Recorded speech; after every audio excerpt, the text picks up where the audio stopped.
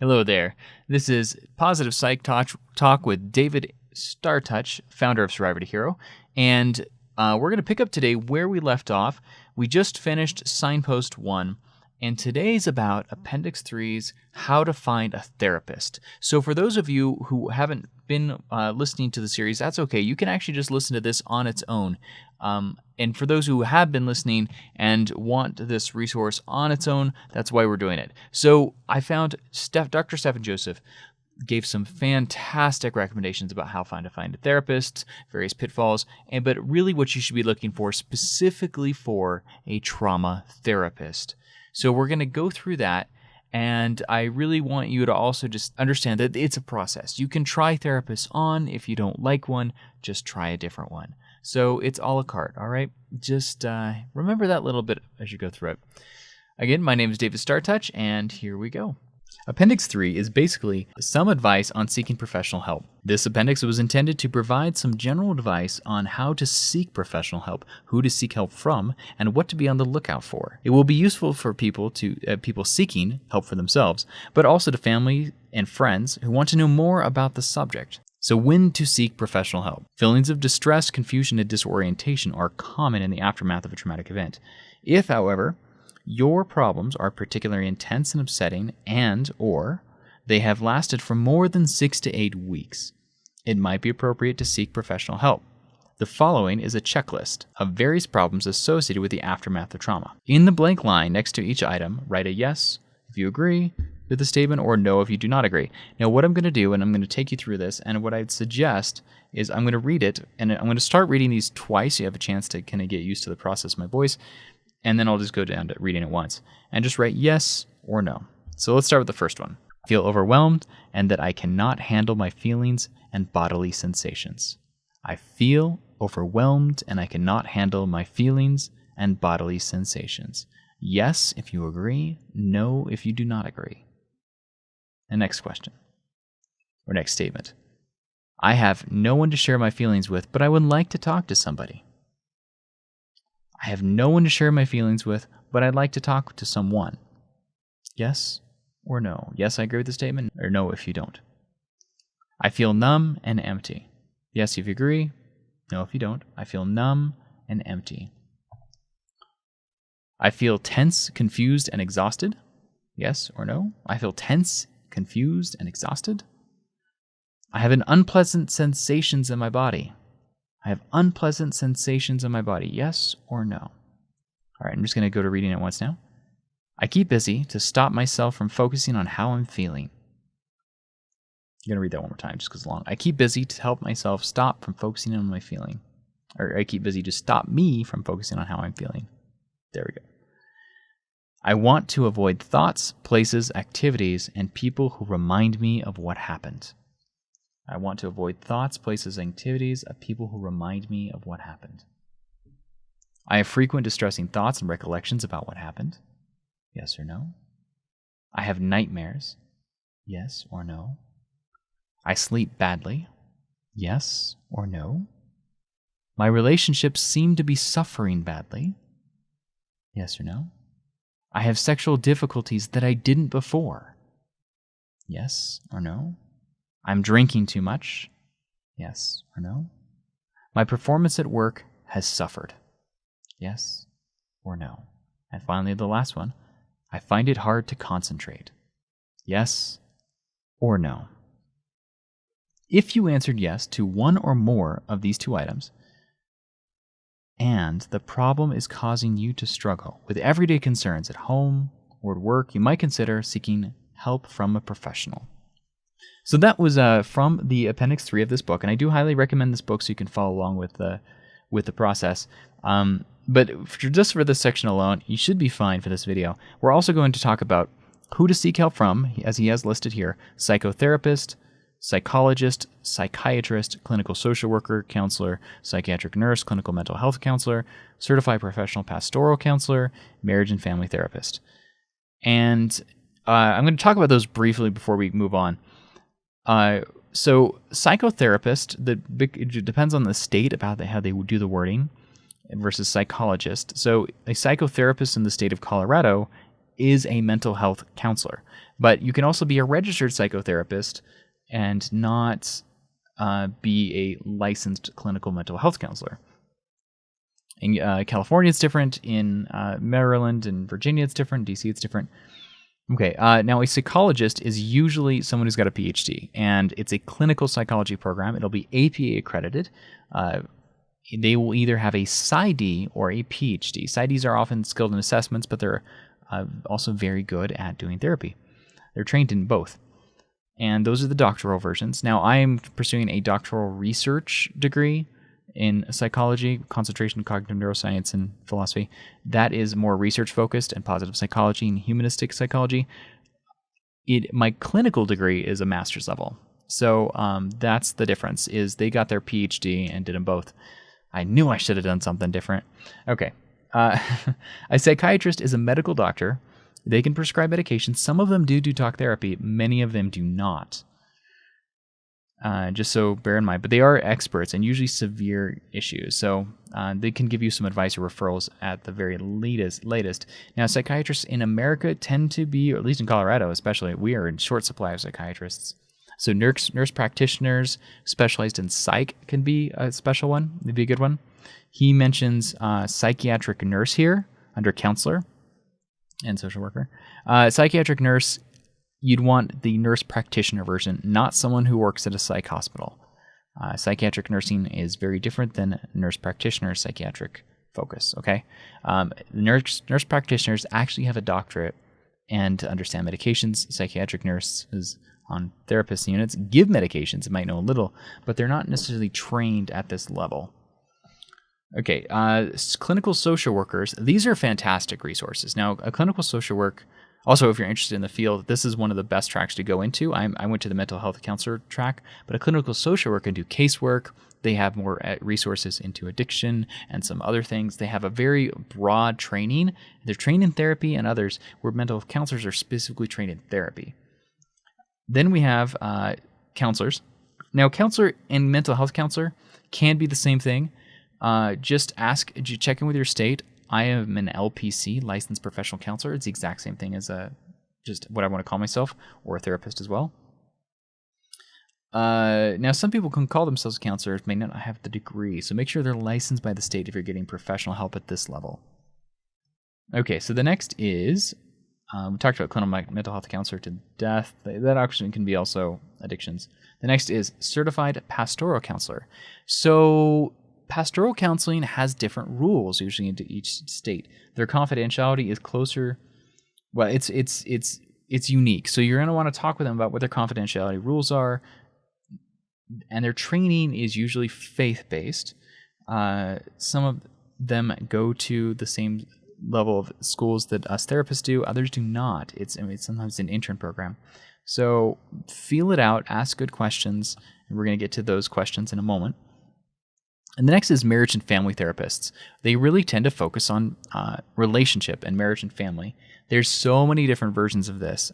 Emotional field therapy, EFT, not the tapping one, but emotionally focused therapy. There it is.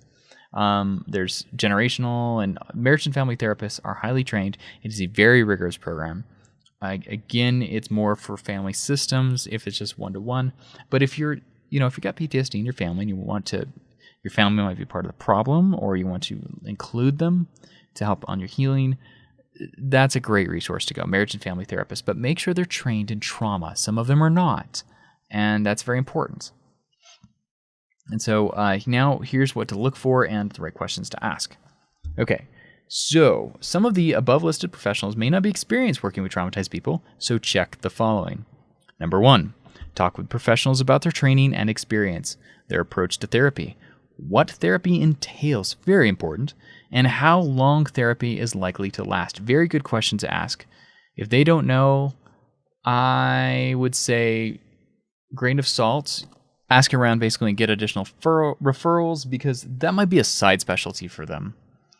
It's a very good question to ask. Now, different therapists will offer different techniques, but never be scared to ask them about what they're doing and why they're doing it. Some therapists might seem strange, or some of these techniques, some therapists might seem strange too, but some some techniques might seem strange to you. A good therapist will be pleased to explain why they're doing what they're doing. And it's important to note, by law, in most states, that's a part of the licensure and ethics, is informed consent and being able to offer information about the therapy that we're doing. Interventions and therapies need to be intentional. It's not just someone going in there and talking, and they're guiding you from a professional perspective in a modality that should be evidence-based. In therapy, at least, that's what we're looking for. We want to make sure you're safe, and this has a history of getting people better, not to be an experiment. All right, so number 2, make sure that you feel comfortable with the professionals and confident in their ability to help you. Number 3, find out whether they're going to be available to you between sessions in case you need their help then. Now, that's a really good question to ask. As a coach, I do offer like text and email, but because coaching isn't therapy, we're not diving into deep things. Usually it's simple questions I can respond to in a text. For therapy, I do get therapy myself. I think it's very responsible and necessary for therapists to do this. I go every Thursday from like 2 to 3. And my therapist, when I first started, it's like, all right, if you need to just check in, let me know. And now she was still getting to know me. I can self-manage very well. So I didn't have any concerns, but she's like, yeah, text me if you need, if you have a crisis. And good therapists often will do that. If they have heavy caseloads or that's just not how they work, they'll tell you. So it's nice to know that ahead of time so it's not a surprise. And if they're not qualified, they can or are able to do that, they'll refer you. And that's the great thing about that. Okay. Lastly on this part, good therapists will answer all of your questions and put you at ease.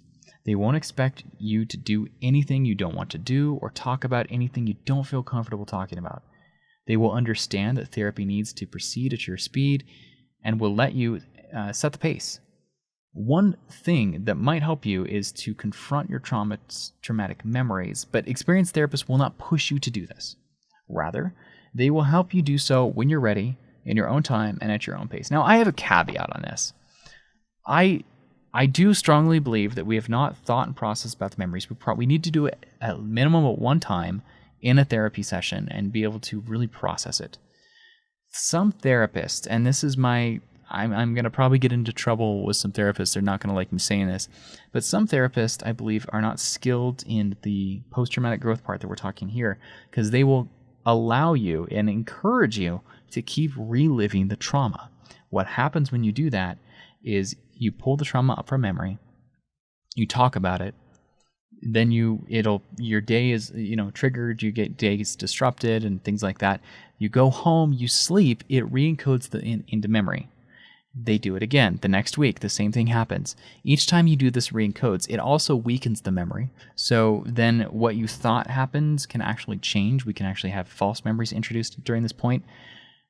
But worst of all, you're activating those neurons over and over as if you hadn't relived them enough. Now you're creating that same panic in the traumatic brain, that arousal state. What they need to be doing is they need to take you into the doing things that you love, doing the good things like that. In the previous, if you listen to the last section, there was a lady who couldn't walk out on the streets. She went into her garden, started doing things that worked for her. Build on strengths and to get your life back. As Survivor to Hero, we're committed, and so is Joseph, to this. Moving people from victim to survivor. Once you're in survivor, from my philosophy, is you're sometimes looking over your shoulder and you're processing. You don't want to be a survivor again. You never want to be a victim again. You're willing to fight and take on those challenges, but it's anger and exhausting. And the next step is the hero story, where you really move on to thrive. But if you're always reliving the trauma, that doesn't happen. So there's my soapbox, getting off on that. All right, he's got another section here. It says, and remember, therapists have probably been seeing individuals with similar problems to yours. Many people are afraid of exposing themselves emotionally, letting someone else see their shame, guilt, or disgust, or humiliation. They might even... That's not what it said. It said they think they're the only ones who feel this way.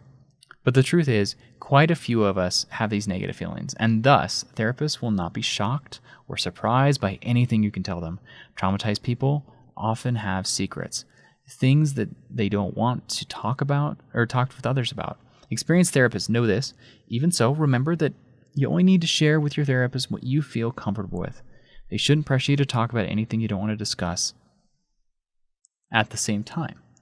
However, try to be as open as possible as you can with your therapist about how you're feeling, particularly if you feel that you are losing touch with reality or going out of control. I almost said out of consciousness, but that's some of the same thing. Or if you're becoming panicky, or if you're experiencing any physical sensations, or having any thoughts of hurting yourself or others. So remember those things. All right, so now we're moving to the last section here, which is good because we're nearing the end of time. Medication. If you're experiencing such symptoms as sadness, anxiety, panic, attacks, your therapist may recommend that you support with medication as well as talk therapy. If you think medication might be helpful, then go along with the suggestion. The most common medication used to treat PTSD is an adjunct of psychological therapy as the antidepressants known as selective serotonin reuptake inhibitors, SSRIs. That's also shifted a little bit, just FYI. There's some other ones out there too. Those are the SSRIs are most common. Some PTSD sufferers find these medications helpful, others do not. Bear in mind, some SSRIs can have harmful effects such as nausea, diarrhea, abdominal discomfort, sexual dysfunction. None of those sound fun, and when I've been on SSRIs, I never had any of those. If you are considering taking such medications, it is important that you discuss them with your therapist and general practitioner, your doctor. If after 4 to 6 weeks, because it takes about 4 to 6 weeks for the medication to kick in, you do not find the medication to be helpful, you should consider stopping. Or you might consider stopping. You don't have to, but you might.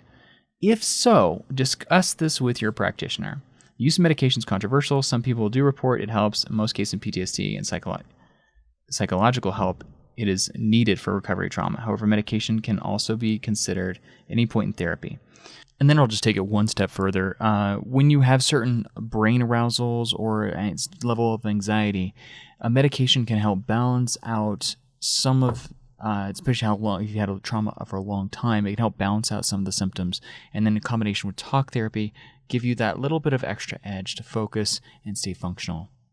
If this series so far has been helpful for you, again, we just completed step 1. We will be doing step 2, 3, 4, 5, and 6. If this was helpful to you or anyone in your family who've shared it with or friends, please go to our YouTube and post a comment. This is the appendix audio file, so you just can post it under there and just let us know how we're doing. We'd love to continue to make content that supports you the best on your journey.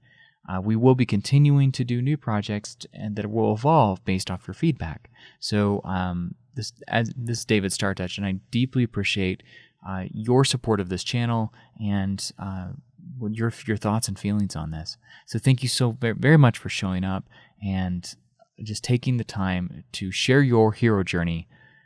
Namaste.